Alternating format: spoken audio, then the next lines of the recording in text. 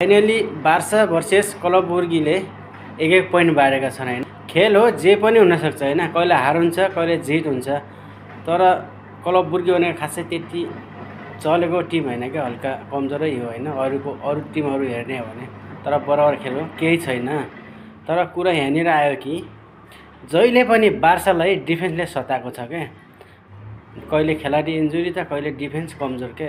अघिल्लो सिजन पनि सेमिफाइनलमा हार्नुको कारण मेन डिफेन्स कमजोर हो क्या।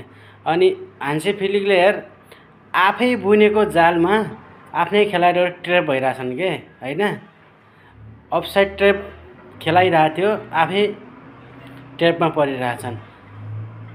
धन्न यार लामिन यामाल चम्केर मात्रै हो के 3 बराबर खेलेको, नत्र कहाँ हार्थ्यो नि आजको म्याच।